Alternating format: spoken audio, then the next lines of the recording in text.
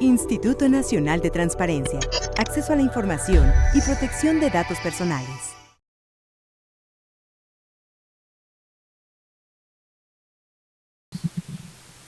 Gracias, secretario.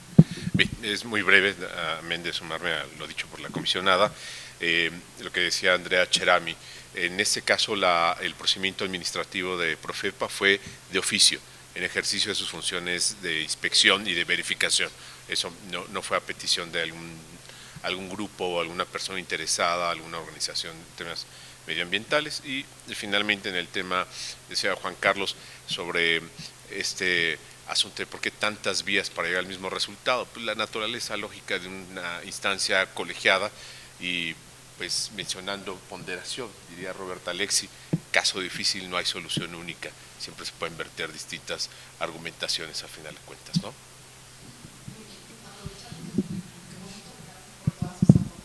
Aprovechando que tienen el micrófono, ya se los dejamos. Vamos a entrar al segundo caso que habla sobre la reserva de información sobre la Comisión Económica de América Latina y el Caribe. Gracias. Únicamente como complementar efectivamente las direcciones de enlace que se creó a la luz de ¿qué es lo que hacemos desde el instituto? Tenemos, como decía la comisionada, estas herramientas, pero tenemos direcciones generales de enlace que estamos dando un acompañamiento permanente con los sujetos obligados, justamente pues para fortalecer el derecho de acceso a la información pública en la construcción diaria de los criterios de los comisionados. Eso es lo que hacemos desde las direcciones generales de enlace de la Secretaría de Acceso a la Información. Una de ellas es justo la que lidera Gregorio Castillo, que es con la Administración Pública Federal centralizada. Bien, bueno, ahora me concentraré o abordaremos el tema del RDA, clave RDA 1825/2016, en contra de la Secretaría de Turismo. La fecha de la resolución fue el 9 de agosto del 2016, trataré de ser, en razón del tiempo, muy sintético. Se solicitaron por una particular los documentos en donde constan las opiniones de la SECTUR sobre el documento preliminar de la Comisión Económica de América Latina y el Caribe, CEPAL por sus siglas, sobre el acceso a la información y la participación pública y acceso a la justicia en asuntos ambientales en América Latina. En respuesta, la Secretaría de Turismo indicó que la información peticionada se encontraba clasificada como reservada desde el 10 de febrero del 2016 por un periodo de 5 años. Lo anterior con fundamento. Perdón. Perdón. Ok.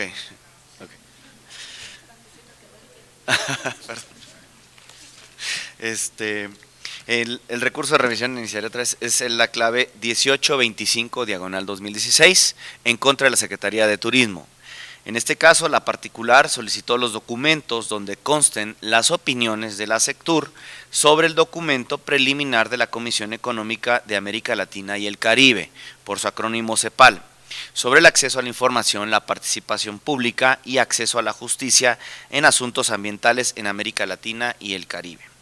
En respuesta, la Secretaría de Turismo, el sujeto obligado, indicó que la información peticionada se encontraba clasificada como reservada desde el 10 de febrero del 2016 por un periodo de 5 años. Lo anterior con fundamento en los artículos 113, fracción octava, de la Ley General de Transparencia y Acceso a la Información Pública y 14, fracción sexta, de la Ley Federal de Transparencia y Acceso a la Información Pública Gubernamental, abrogada ya. Lo anterior en razón de que forma parte de un proceso de negociación en curso, argumentó el sujeto obligado, encabezado por la Secretaría de Medio Ambiente y Recursos Naturales y la Secretaría de Relaciones Exteriores.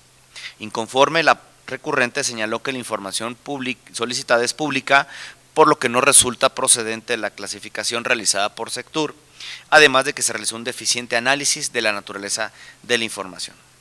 La ponencia notificó un requerimiento de información adicional a SECTUR con la finalidad de que se aportaran mayores elementos sobre el procedimiento deliberativo en trámite. La dependencia señaló que no contaba con la información solicitada, ya que la responsable del procedimiento deliberativo eran la Semarnat y la Secretaría de Relaciones Exteriores.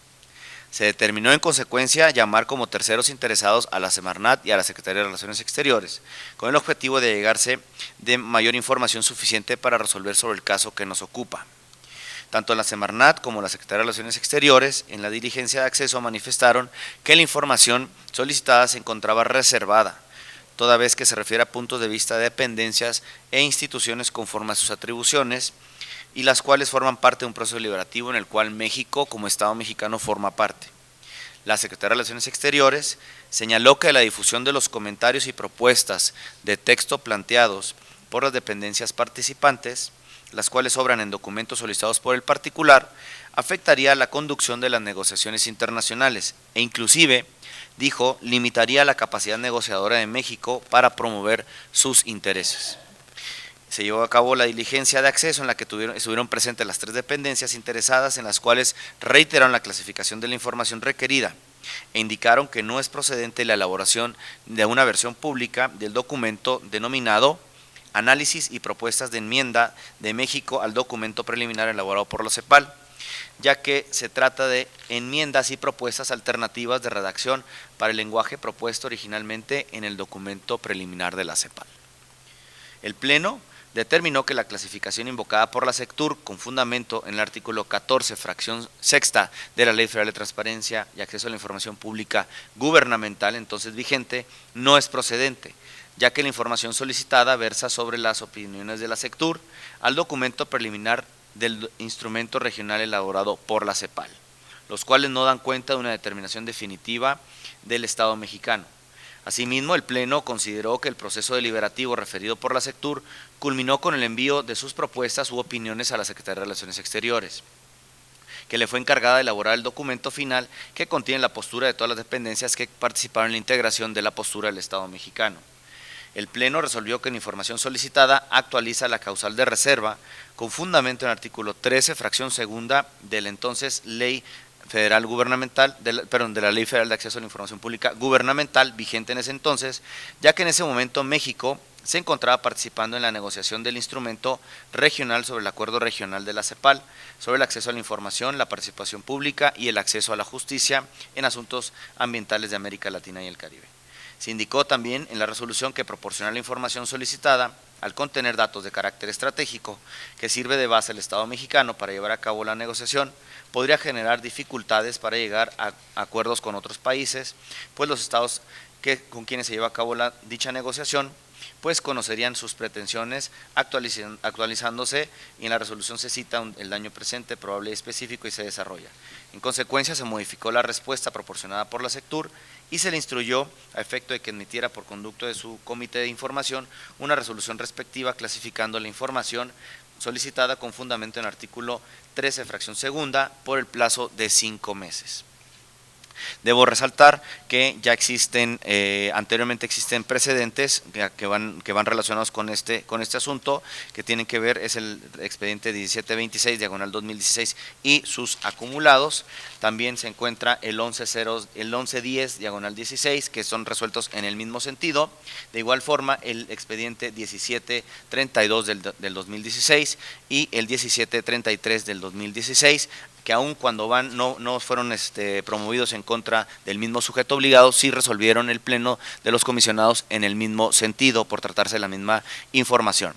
Importante mencionar que el expediente 1094, diagonal 2016, en contra de la Secretaría de Energía, sí se abordó la naturaleza de la información y cito, creo que es relevante para este análisis, que sí se analizó la naturaleza de la información, y citaré textualmente la parte de la resolución.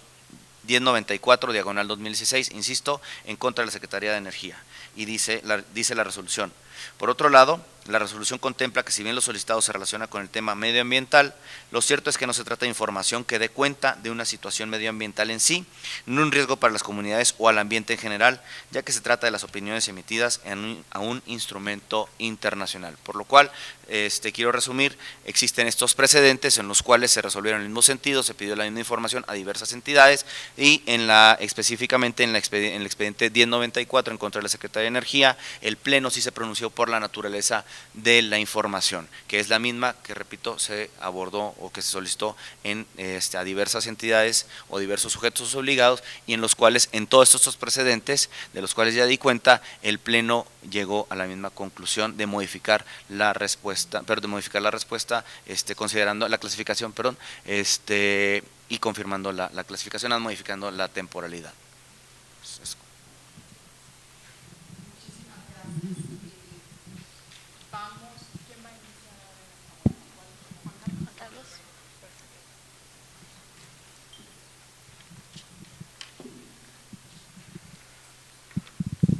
Bien, 5 ideas.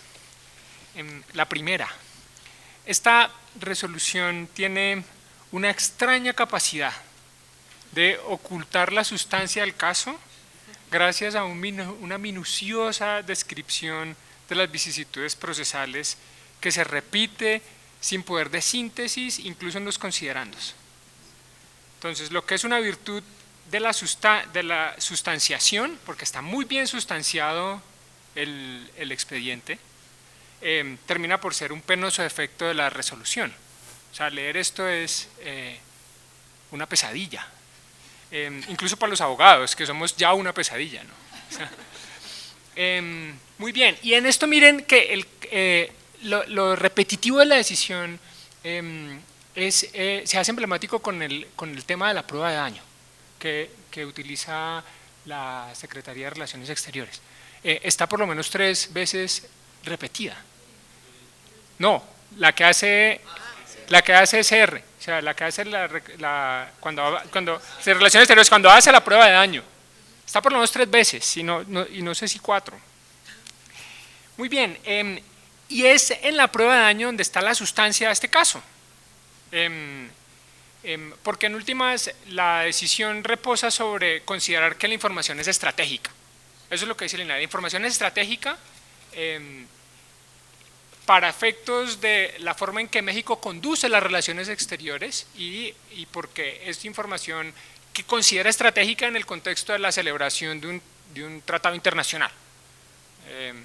¿Sí? Listo. Y el segundo punto, la segunda crítica aquí es ¿qué pasa con la prueba de daño acá? O sea, la prueba de daño es problemática porque este es un típico ejemplo de lo que dice ser y no es. O sea, la prueba de daño dice ser una prueba de daño, pero realmente no es una prueba de daño. Y miren por qué no es una prueba de daño. El daño no es presente, porque la capacidad de negociación del Estado mexicano no se minaría, sobre todo por el tipo de acuerdo al que se quiere llegar. O sea, no estamos hablando aquí de un tratado de inversiones, no estamos hablando de un tratado de libre comercio, no estamos hablando aquí de un tratado de fronteras, de límites.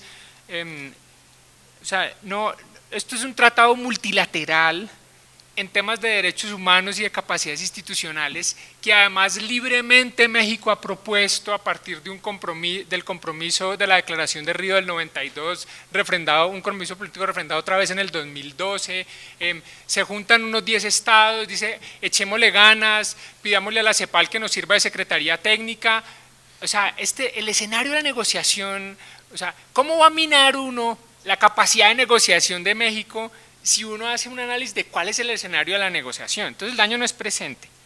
El daño tampoco es probable, porque además miren lo que dice la prueba de daño, es que ningún estado de América Latina o del Caribe, ninguno, y yo lo digo como colombiano, está en condiciones de presionar al Estado mexicano a que tome una decisión en la arena internacional. Ninguno. De México para abajo, o sea, México es el papá. Brasil de pronto. Si de pronto Brasil le puede ser contrapeso, pero de México para abajo Brasil es el papá. Entonces dice, el daño es probable, además porque son las palabras explícitas, ¿no? Porque podría algún estado presionar al Estado mexicano.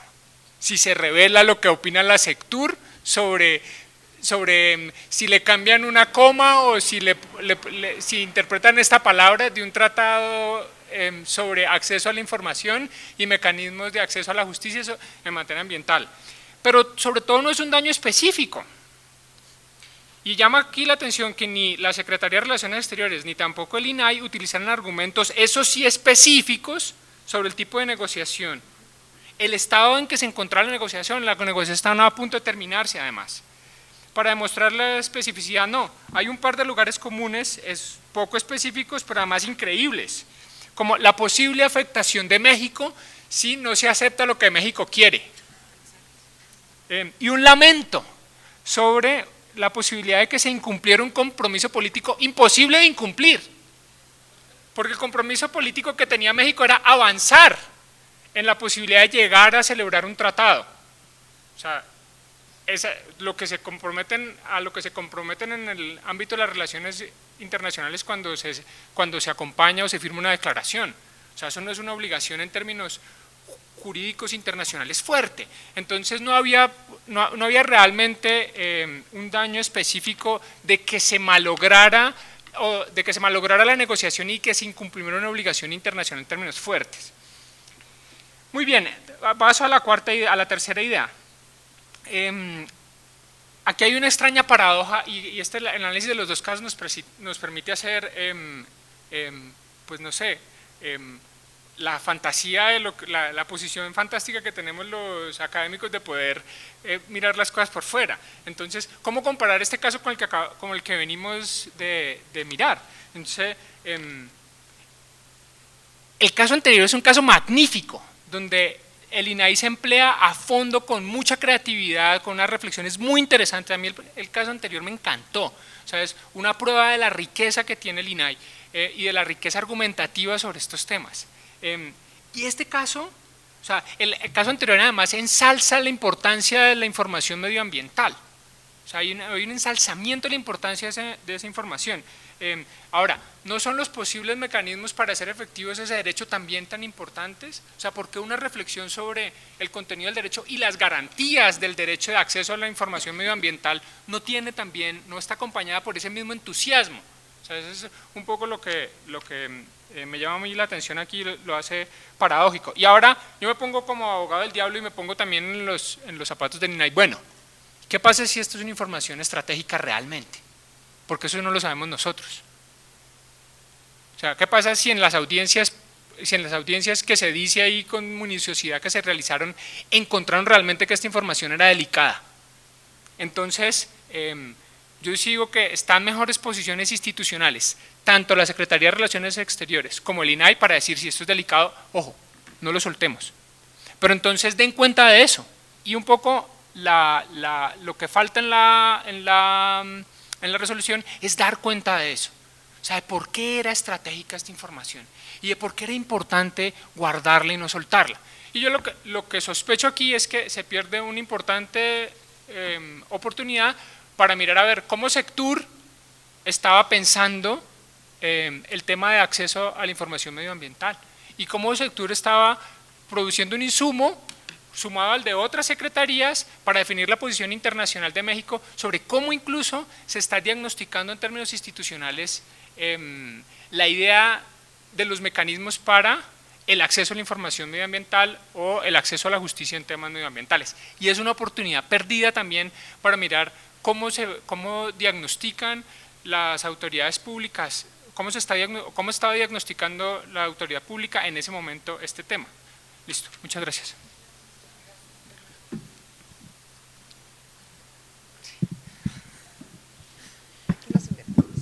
Muchas gracias y tengo que decir una cosa que quizá tenía que decir también para el otro caso, pero la verdad no me confirmaron la información, entonces no lo pude decir.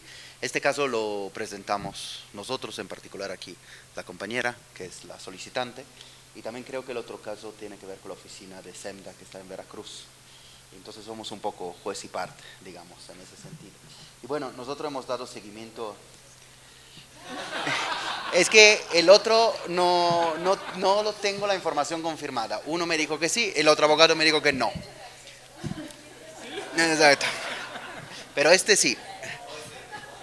Este caso sí lo hicimos nosotros. Y bueno, nosotros en SEMDA estamos dando seguimiento a la negociación internacional sobre el principio 10, que es un proceso que ya lleva varios años entre todos los estados de América Latina y el Caribe, que es un proceso muy importante porque va a señalar, digamos, un hito en la definición de cuál va a ser la gobernanza ambiental de los próximos años, en particular por todos los procesos que tienen que ver en materia ambiental, desde impacto ambiental hasta cambio climático, y el objetivo es hacer un acuerdo regional para América Latina y el Caribe con ese tipo de condición, proceso a la cual es público, es en línea, es en internet.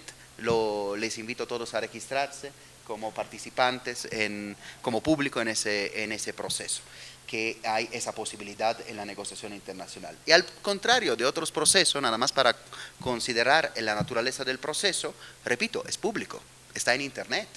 Cada vez, el 20 de marzo va a haber la sesión en Brasil, la 6ª reunión de negociación. Cualquiera puede ir a la página de CEPAL, darle clic y ver toda la negociación.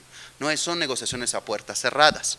Es negociación donde está presente también sociedad civil. Personalmente he estado presente en casi todas las reuniones de negociación, allí directamente con los estados. Y en ese sentido, suscribo una y cada una de las palabras que dijo Juan Carlos. Me quitaste las palabras de boca, yo tenía aquí varios puntos en ese sentido, pero me gustaría, digamos, ahondar en el hecho que, en dos cosas, primero, que aquí se pidió la información de Sectur, no se pidió la información de Secretaría de Relaciones Exteriores. Una cosa es, y creo que lo dijo también la comisionada para el caso anterior, una cosa es la Secretaría de Relaciones Exteriores y su postura a nivel internacional que tiene que llevar a la negociación. Otra cosa es los insumos que recibe la Secretaría de Relaciones Exteriores de todas las secretarías para crear esa postura. Nosotros pedimos los insumos y a los insumos nos dijeron no son públicos. Cuando en el caso anterior se dijo que los insumos eran públicos porque no son parte de un proceso deliberativo. El proceso deliberativo es justamente lo que hace la Secretaría de Relaciones Exteriores a la hora de hacer la postura. Pero a pesar de eso se consideró que no era público, llamando como terceros interesados en la resolución a Sectur y Semarnat, lo cual personalmente yo no entiendo por qué los llamaron como terceros interesados, siendo que se había pedido una información a Sectur que ella ya había terminado su proceso. La Secretaría de Relaciones Exteriores, Semarnat, le preguntaron a Sectur qué opinaba sobre ese tipo de propuesta de acuerdo de negociación. Y Sectur mandó sus insumos, punto, se acabó. Para Sectur ya se acabó, digamos, ese momento en la cual determinó su opinión y la pasó a Relaciones Exteriores de Semarnat para crear la postura. Entonces, en nuestra opinión, es pública de entrada, como naturaleza de la información no hay que esperar a que México haga pública su postura. Pero no solo, estamos ya a la 6ª reunión de negociación. No estamos desafortunadamente terminando la negociación porque estamos a la mitad, pero en ese sentido ya México hizo pública su postura. Si ustedes se hubieran conectado en todas las reuniones, y creo que de hecho están los vídeos que están grabados, pueden ver cómo México ha hecho su postura pública. Entonces, cuando Relaciones Exteriores hace su postura pública, ¿por qué el insumo de esa postura no es público?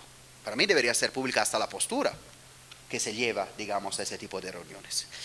Y un poco datos del riesgo del medio ambiente. Se hizo referencia a la resolución, creo, 1094 de 2016 de la CNR, sobre la CNR, y se dijo que esa información no hay riesgo para el medio ambiente. Le cuento lo que acaba de pasar en la reunión anterior.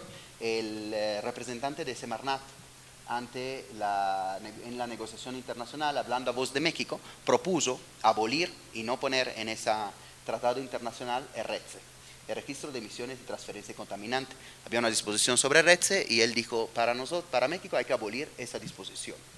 Lo cual, aquí están compañeros que han estado muchos años en la administración pública, el RETSE es un avance de México de hace 15 años, 20 años.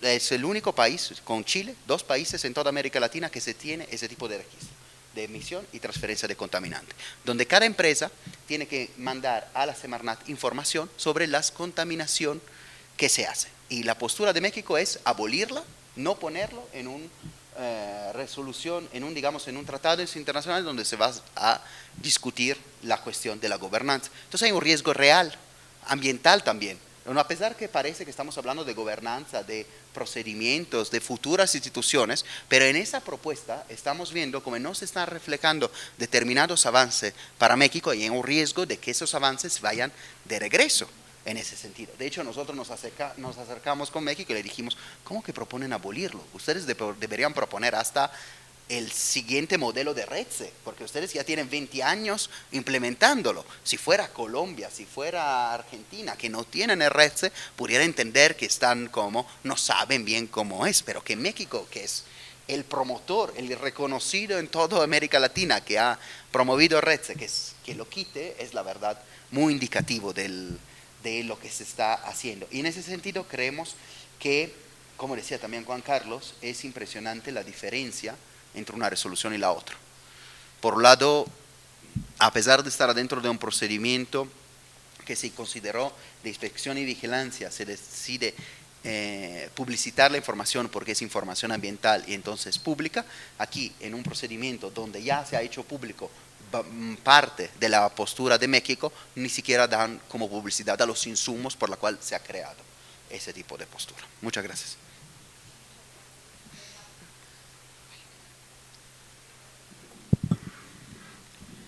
Pues sobre este caso tenemos varios comentarios.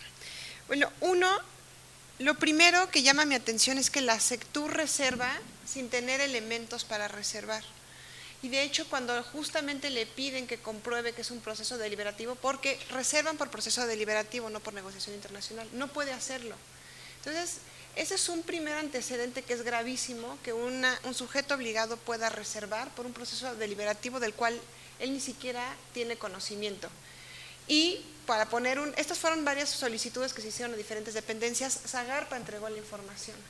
Yo también lo primero que pensé es, cuando vi todas estas reservas dijimos, órale, pues ¿qué están negociando? Cuando vimos el documento de Zagarpa era para morirse de la risa, ¿no? Era comentarios muy puntuales desde la perspectiva de una secretaría, que además justo lo que permiten es el interés sobre esta información es a la sociedad civil que participa en este proceso, entender cómo está construyendo México para fortalecer incluso ese objetivo último que es garantizar el derecho de acceso a la información, a la participación y a la justicia en temas ambientales, que es el corazón de este instrumento internacional. Entonces llama la atención que un sujeto obligado pueda reservar sin tener los elementos para sostener esa reserva, eso es lo primero. Lo segundo, que una dependencia abre la información, en todos los recursos de revisión se pone ese antecedente y ni siquiera se atiende, no hay una observación al respecto de esta apertura de información. Y algo que mencionaba Juan Carlos que es real, yo lamento quienes de ustedes tuvieron que leer este recurso de revisión, es muy complicado, es un bodrio, ¿no? Porque es argumento tras argumento tras argumento, y hay dos cosas que son muy notorias.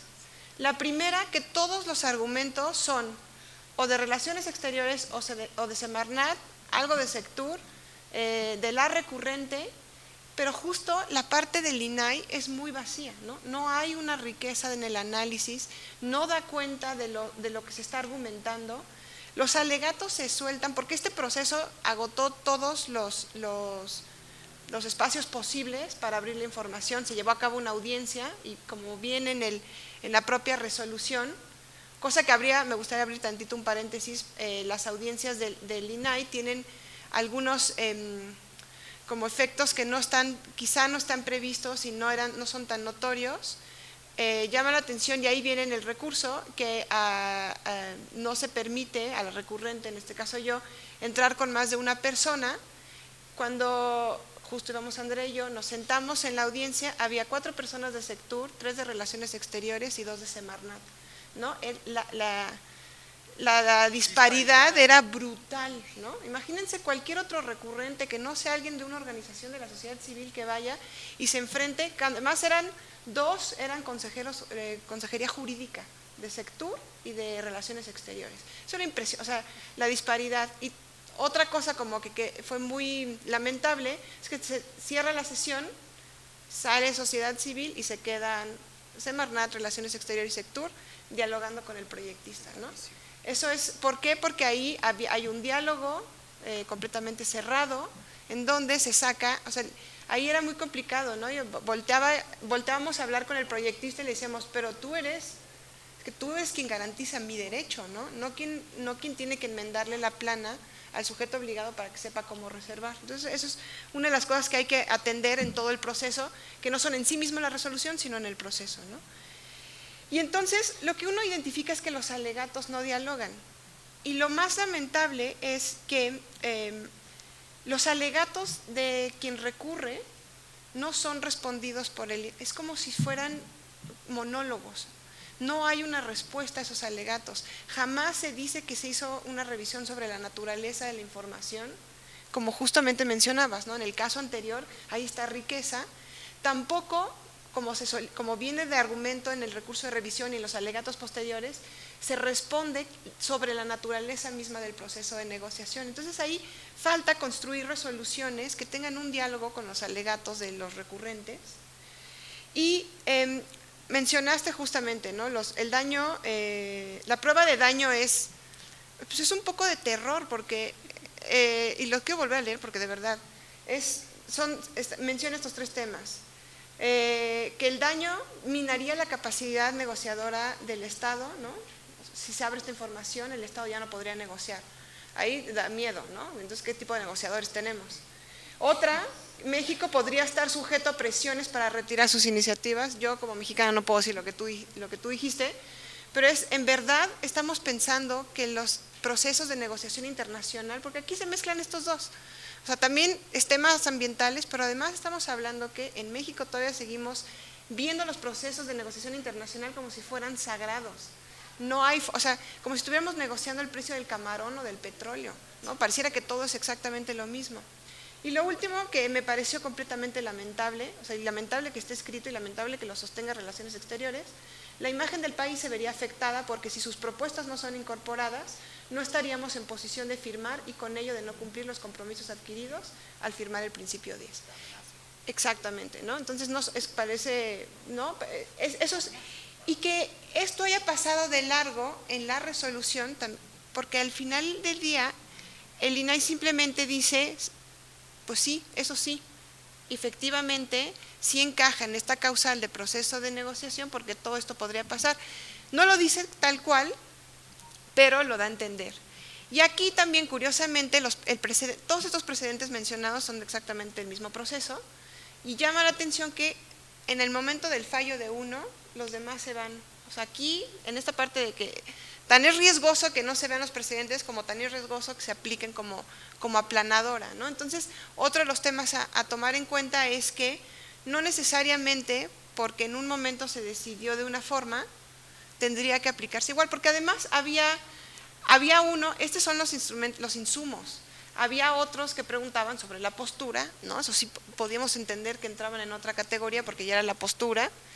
Y como nota aparte, varios países tienen su postura pública en la página de la CEPAL, ¿no? México es de los pocos que no, o sea, el proceso está diseñado y planeado para que sea público y para que sea del conocimiento, justo porque la naturaleza misma del proceso de negociación no es fijar un precio, no es un ganar-perder, ¿no? Es una construcción colectiva que además incluye a la sociedad civil. Y retomo algo del recurso anterior que dice justamente que la naturaleza de la información anterior, del recurso anterior, permite que la ciudadanía cuente con elementos suficientes para fiscalizar y ser partícipe de las políticas y estrategias implementadas derivadas del proyecto en cuestión. Esa frase de esa resolución es muy rica porque además nos está diciendo justamente que la información hacia donde apunta es hacia la participación de la ciudadanía en procesos de gobierno. Y en este caso, donde la naturaleza misma del proceso es la participación, la reservan sin atender que justamente habían resuelto algo similar en otro recurso de revisión. Entonces ahí son varias cosas, ¿no? La primera, cuando se utilizan resoluciones anteriores, o sea, aquí se usó una aplanadora porque era prácticamente la misma solicitud de acceso a la información y por eso sí sirvió de precedente, ¿no? Con este gran riesgo y gran sesgo que hubo, que como se ve aquí no hay voto particular, porque justamente se aplicó y se dio por sentado que así había sido la primera resolución y así se votaron las siguientes. No hubo mayor discusión, otra cosa lamentable, y que era lo que reflejó. No me acuerdo cuántos recursos fueron 14, hubo más o menos discusión en uno, los otros 13 no hubo absolutamente ningún tipo de discusión. Entonces, pareciera que esos 13 no fueron recursos de revisión, ¿no? Cuando además tienen toda esta riqueza en los alegatos, bien o malamente sustentadas. Y la otra es que hay que revisar, o sea, esa es una sugerencia al INAI, revisar el tema de las negociaciones internacionales. No podemos reservar todo lo que tiene que ver con negociaciones internacionales solo porque exista esa causal, porque aquí genuinamente nos dimos cuenta que la prueba de daño no es tal, no existe, se basa en supuestos que no están sostenidos. Entonces, también es uno de los temas que hay que tener cuidado cuando se trate de negociaciones internacionales. Hay que atender la naturaleza de la información, hay que acceder al expediente, ¿no? En este recurso no se da cuenta que el comisionado ponente haya accedido al expediente para genuinamente determinar Y hay que tener cuidado cuando se le solicita un sujeto obligado y prácticamente responde otro por él, ¿no? Entonces ahí hay un problema en términos de entonces quién decide por la información, ¿no? Que fue aquí que quedó Sectur completamente nulificado. Eso es todo. Sí. Muchísimas gracias, la verdad súper interesante, porque creo que en este caso el tema de las negociaciones internacionales de toma de decisiones en materia medioambiental, aunque en este caso no había el daño que se argumentaba, creo que es trascendental poder conocer esa toma de decisiones a nivel internacional que puede afectar a población por el tema del medio ambiente, ¿no? Bien interesante. Nos da tiempo de 2 participaciones. Alberto, Esteban, por favor, y ya luego regresamos el micrófono a la comisionada, a Adrián, y nuestra ronda de cierre. Gracias.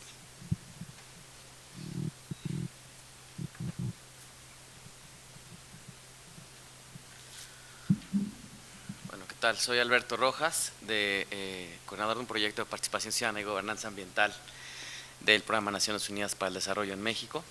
Y colaboramos con 2 contrapartes, una es Cancillería y la otra es Semarnat. Y lo que acaba de decir Liliana es particularmente relevante y nos preocupa esta resolución porque en muchos sentidos estos órganos autónomos como el INAI sirven de contrapeso al momento de hacer o promover una serie de acciones que fomenten la participación ciudadana y la gobernanza ambiental. Pero con estas resoluciones perdemos ese contrapeso, ¿no? Y lo refiero por esto último que comenta Liliana en términos de estamos en los procesos para promover que en estas negociaciones internacionales, como son las convenciones marco de muchos temas en materia ambiental, pueden ser cambio climático, biodiversidad, etcétera, esté el gobierno mexicano acompañado en su delegación oficial por sociedad civil. Lograr que esto pase en muchas convenciones es muy difícil, ¿no? Y eso porque hay una práctica en una lógica de razón de Estado, como me decía Jorge, que sigue privando, ¿no? Y es preocupante ver cómo el INAI pierde como ese horizonte, esa posibilidad de ir más allá y de pronto regresa ostracistamente hacia una parte de una lógica de razón de Estado, ya no cuestionan el porqué. Y no solamente eso, sino que además en su proceso, en su procedimiento, no se dan cuenta que generan desequilibrios que son terribles. Esta lógica de sentarlos con 2 contra toda la demás fuerza del Estado, y sin reconocer esta cosa contextual, es muy probable, y eso seguramente pasó, nosotros trabajamos con Semarnat y vemos que eso pasa, se reúnen ellos antes, o sea, como camarilla, ¿no? A suerte, suena feo, pero en realidad a veces pareciera que se reúnen como si fueran una pequeña grupo que están viendo cómo van a acordar para ayudar al más chiquito de la misma banda, ¿no? Y sacar algo hacia atrás, no hacia adelante. Entonces, esa reunión seguramente se llevó 1 o 2 antes y después llegaron ahí ya todos armados para presionar al ciudadano, ¿no? Cuando el ciudadano es la parte más débil. Entonces, ahí tenemos una situación. La otra es ver que hubo alguna respuesta de alguna institución, como puede ser Zagarpa. El que uno haya contestado tira todos los argumentos de todos los demás, ¿no? Con que uno haya contestado. Entonces pareciera ser que el INAI al interior no se comunicó, o sea, que no leen sus propias resoluciones. Y eso es preocupante desde una visión externa porque nosotros estamos esperanzados en que haya una comunicación al interior del instituto que dé cuenta de este tipo de cosas y advierta, oigan, ya hubo esto, se caen todas las razones, ¿no? Y entonces no hay motivo para el cual no hacerlo. Entonces, en la lógica de fortalecer la participación ciudadana, la transparencia y la rendición de cuentas, nos parece que esta resolución es una vergüenza para el Estado mexicano en general, ¿no? Y para nosotros que estamos en procesos de negociación acompañando a la ciudadanía para que se incorporen, nos da una debilidad en la negociación porque muchas de estas cosas las hacemos conjuntamente con INAI o con otros organismos autónomos como Derechos Humanos, y si estos organismos autónomos empiezan a flaquear ante una razón de Estado, pues nos dejan con menos herramientas para poder fortalecernos y garantizar que la participación ciudadana se dé en otros espacios de deliberación internacional, ¿no? Básicamente.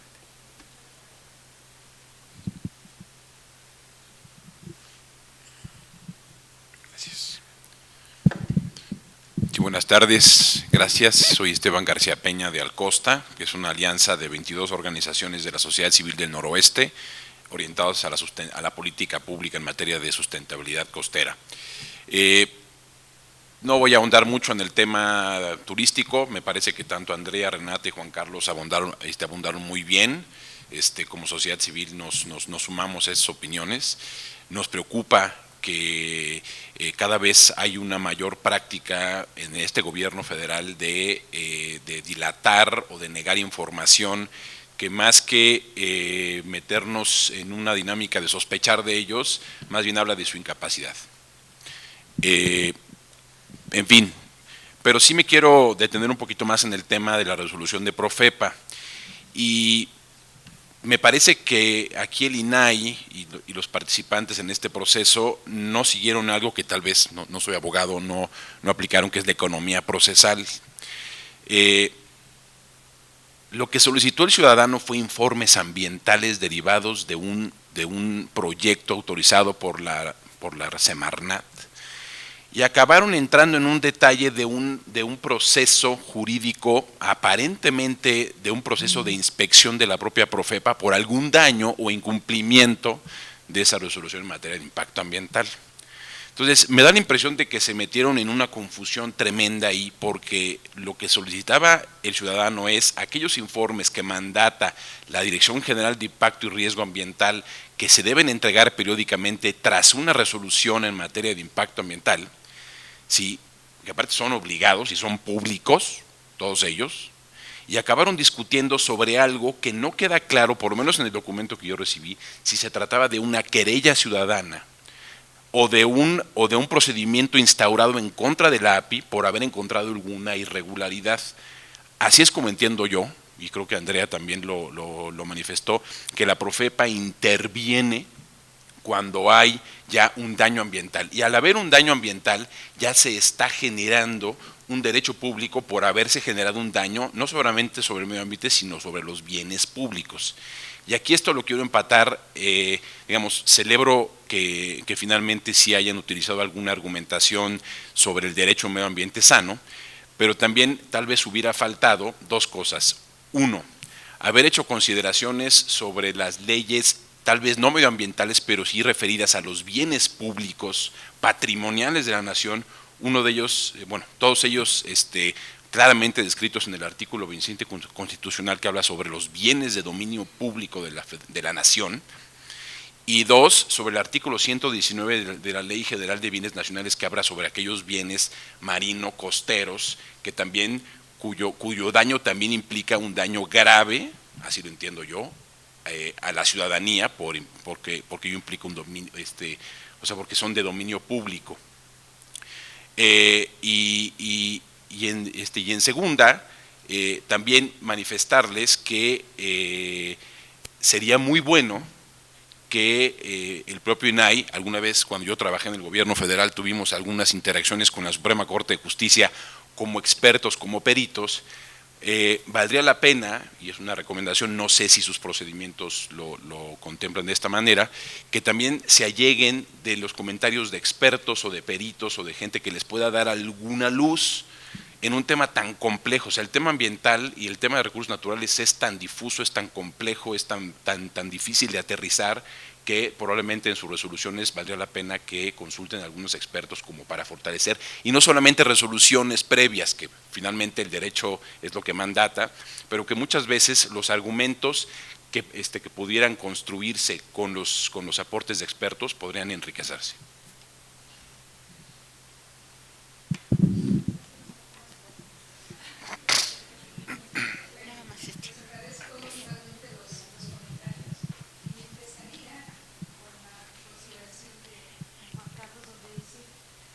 Hay una consideración específica donde él considera que estuvo bien substanciado, porque creo yo que se allegó de elementos para fijar una postura.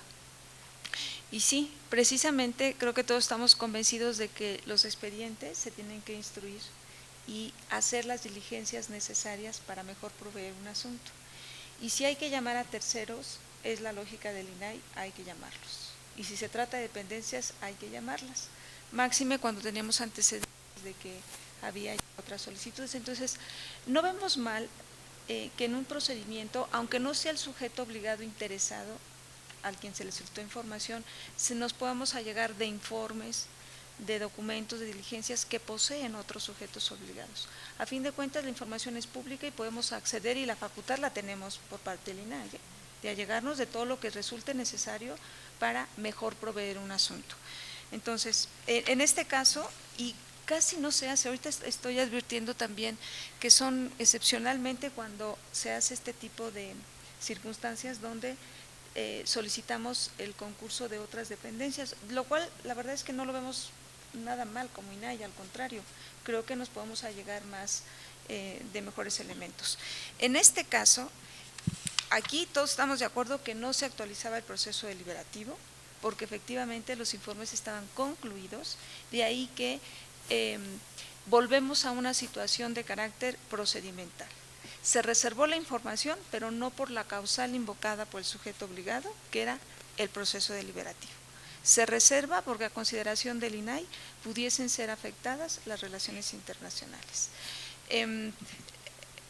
Está la prueba de daño, no convence, es parte del escrutinio que tenemos que hacer, no es convincente, vuelvo a señalar, mejoraremos, si es el caso, nuestros argumentos, aunque la prueba de daño le corresponde al sujeto obligado, no le corresponde al INAI, pero al INAI, en el momento de motivar y razonar sus resoluciones, pues tenemos que considerar si la prueba de daño está bien motivada y bien fundamentada para inclusive tomar de ahí argumentos o no, o desvirtuarla totalmente.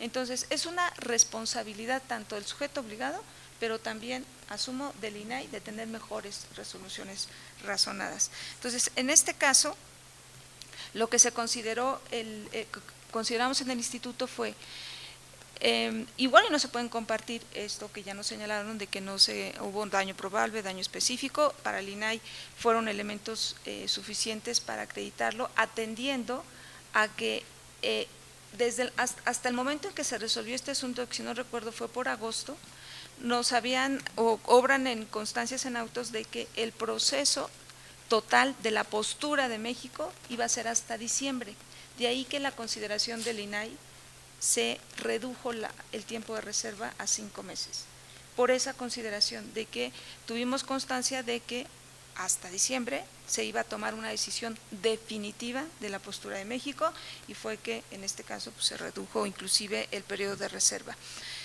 Insisto, podemos coincidir o no con los argumentos de prueba de daño, creo que para nosotros la resolución estuvo sustentada, y de ahí que en este caso no hubo consideración específica en lo particular. Ahora, de aquí tomo otro tema que me resulta relevante viéndolo ya desde un punto de vista de abrir brecha, no solamente desde un punto de vista institucional, sino abrir brecha para que todos tengamos un mejor beneficio en la apertura de derechos. Si una resolución jurídicamente no es satisfactoria, y más que ustedes, organizaciones civiles, se hacen responsables de ello, de veras yo me pongo, ahora me voy a hacer un poquito de mi parte institucional, invitarlos a hacer esto que hacen muchos, que son el litigio estratégico, y llegar hasta la última instancia que sea posible jurídicamente para sentar criterios en esta materia. Obviamente nos sirve mucho que nuestras decisiones jurídicamente pues también sean revisadas, y también pues estas mesas que las sigo yo celebrando, porque pues yo voy a invitar a todos para que todos recibamos aquí los mismos empates aquí del colegio. Pero bueno, yo todas las recomendaciones que me llevo se las doy de conocimiento, como lo hice cuando fue la primera sesión. Y créanme que sí estamos siendo receptivos en este tipo de circunstancias. Entonces, de veras, yo los invito a que sí se abra brecha sobre el litigio estratégico para revoquen lo que tengan que revocar, y que nosotros jurídicamente, además de este trabajo de receptividad, pues ya cuando la Suprema Corte o instancias internacionales, que no es lo deseable, pero a veces sí por los criterios que se establecen en las instituciones, pues se puedan mejorar nuestros criterios. Y creo que varias instituciones lo hacen, nada más que pues entendemos que también es tardado los procedimientos de litigio estratégico. También me hago cargo del análisis o de la observancia que hacen sobre la riqueza del análisis y no solamente transcribir pues lo que nos mandan los sujetos obligados, sino empeñarnos en tener una mejor argumentación. Estudiar los alegatos, a veces desde el punto de vista procesal, como está el recurso, pues te doy plazo, el sujeto obligado, te doy plazo, persona, para que me des tus alegatos y cierro, a menos que haya alguna consideración. Entonces, especifica de quién está instruyendo. Pero bueno, también los alegatos pues sirven para mejorar. Nunca es no es como procedimiento civil. Tú alegaste, ahora dime tú qué opinas de los alegatos, ¿no? Pero siempre hay apertura para que recibamos esto. No coincido del todo en que el INAI está perfilado a los sujetos obligados, ahí sí no, y hablo por los 7 comisionados, no se ve, pero bueno, el hecho de que lo aprecie así cierto sector de la sociedad, pues hay que hacer algo, pero el instituto es un órgano garante en la materia y por tanto pues tiene que garantizar el ejercicio del derecho, y yo concibo al INAI como un contrapeso dentro de lo que se pueda decir de poder público y que nosotros garantizamos derechos, no estamos por eso yo insisto que el derecho de acceso no es un conflicto, no es un litigio en que estén dos partes, sino el ciudadano viene a ejercer un derecho y la autoridad defiende su legalidad. Entonces, pues esperemos, si hay esa percepción, pues trabajar sobre ello, pero no, el INAI no tiene esa carga hacia los sujetos obligados.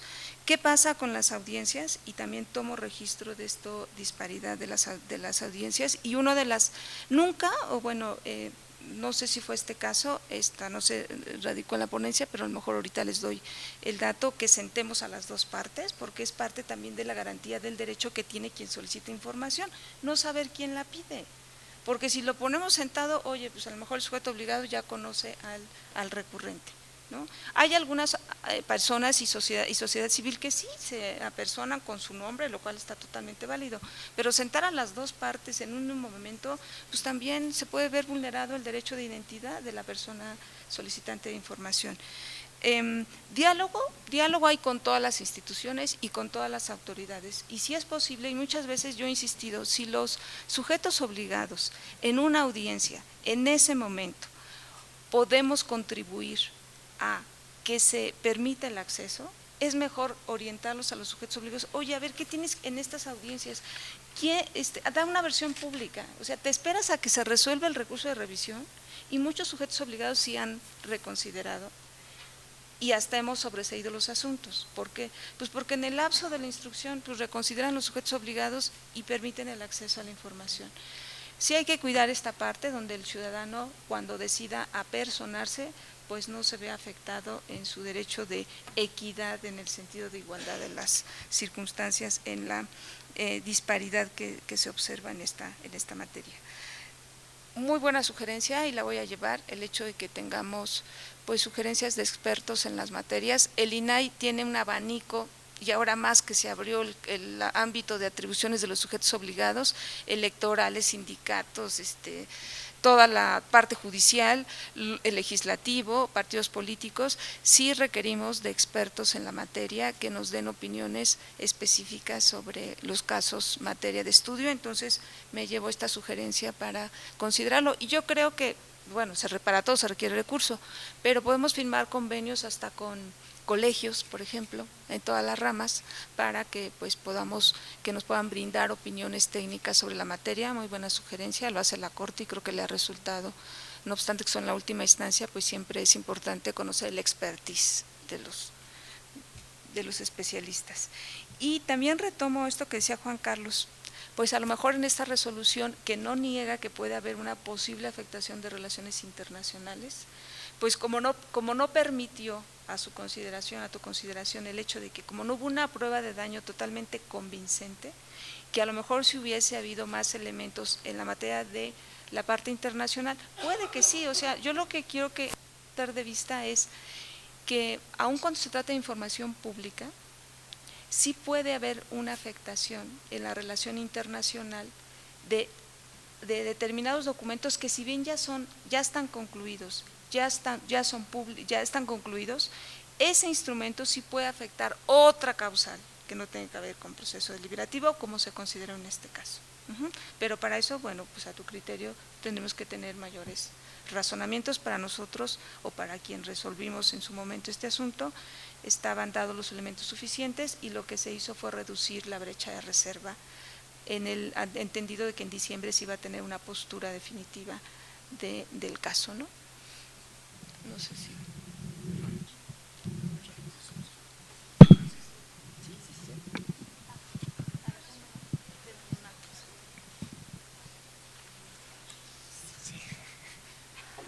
Nada más una cosa muy rápida, que una de las cosas que identificamos también es que redujeron el tiempo de reserva, pero hay ambigüedad en la desclasificación de la información.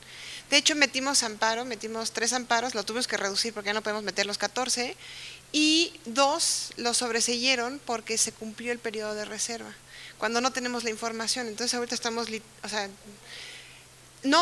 el mismo, porque hay que empezar a instruir a los jueces a que no pueden sobreseer un recurso partiendo de un supuesto. El punto es justamente no hicieron una valoración, pero en el proceso de desclasificación del INAI hay un hueco no pasa nada, hay un hueco, justamente esto sirve para identificarlos, en donde hay que tener como mayor precisión.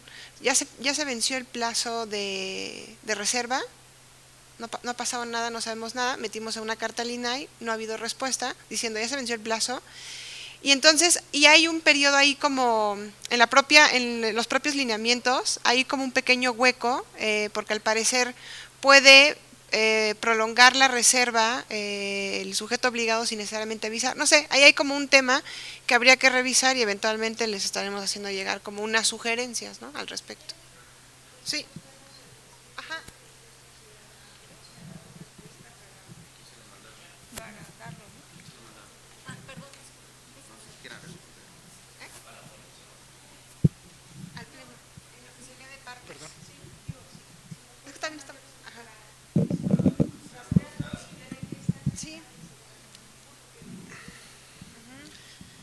Señora comisionada, yo la invitaría, la verdad, a cumplir con el carácter de garante que tiene el INAI en el acceso a la información. Como acaba de decir Renata, a la fecha no tenemos la información.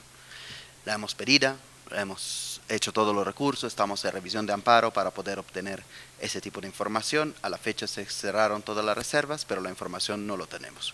Y me parece que el INAI debe también interpretar su carácter garante también en los procedimientos. Me parece, la verdad, un poco injusto y contrario a derecho el hecho que se inviten a terceros interesados como autoridades que están interesadas en el fondo y no se inviten a otro tipo de sujetos. ¿Por qué solamente las autoridades públicas y no otros sujetos?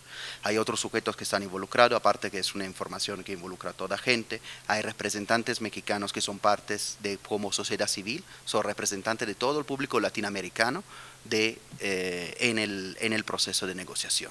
Y creo que el INAI, en vez de encerrarse la audiencia pública con las autoridades para sugerirle cómo poder resolver la cuestión, debería ser garantes de derechos y en ese sentido tomar decisiones y poder lograr el mayor efecto real para que la gente tenga esa información.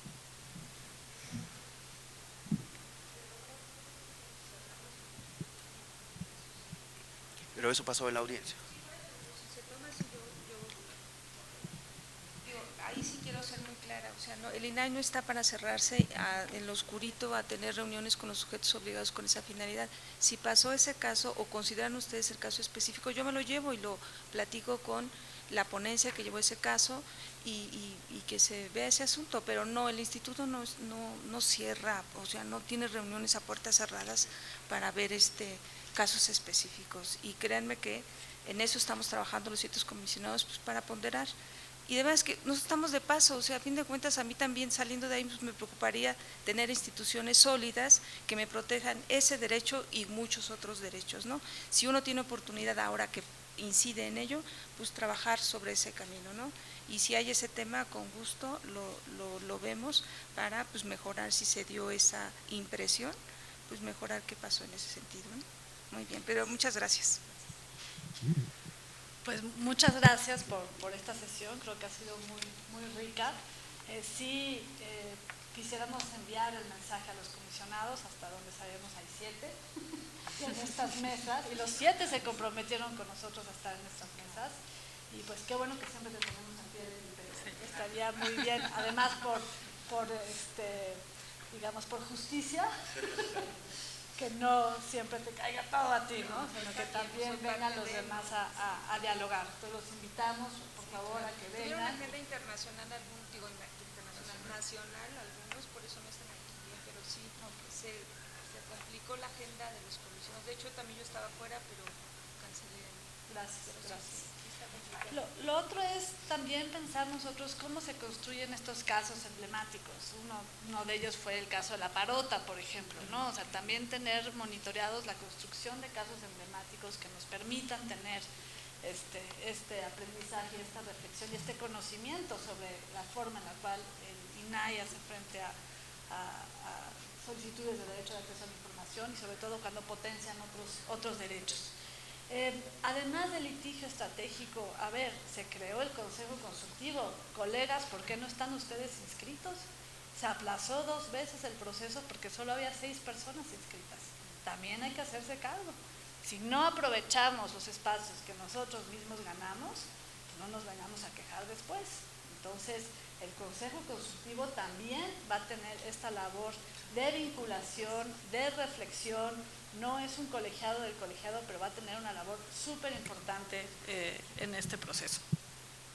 Ahora bien, en cuanto a las resoluciones, pues sí creemos que las resoluciones deben de permitir, pues ahora sí que un ejercicio de rendición de cuentas. Y el hecho de que los argumentos dialoguen, de que haya diferencias, pero de que uno pueda conocer perfectamente cuál fue la reflexión detrás de cada resolución, pues sí es muy importante.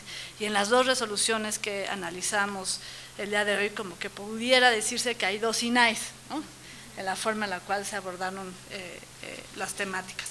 Entonces, también se pone sobre la mesa algo que podría ser, o sea, crónica de una resolución anunciada, en el sentido de que yo recuerdo cuando estaba la discusión de la ley, el tema de la prueba de daño, que mucho le preocupaba a Anel, aquí presente, era que iba a ser la excepción.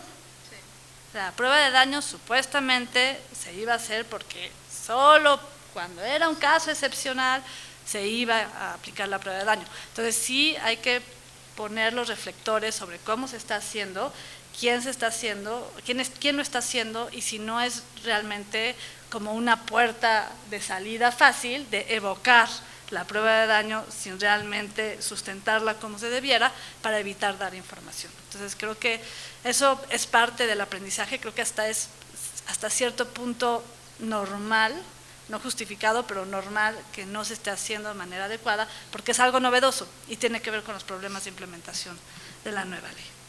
Y por último, pues sí, buena reflexión el tema de las audiencias del INAI, que no le echen montón o que no sientan que le echan montón al ciudadano para generar estos equilibrios.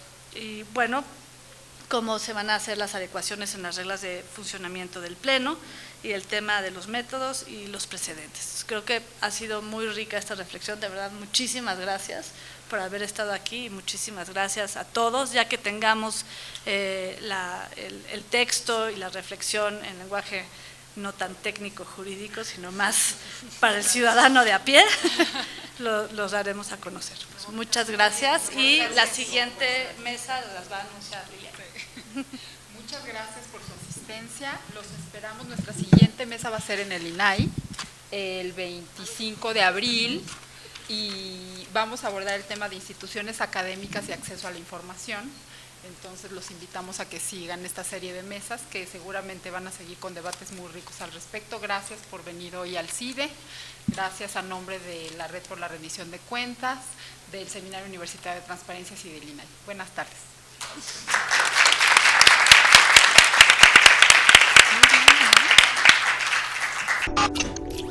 Instituto Nacional de Transparencia, Acceso a la Información y Protección de Datos Personales.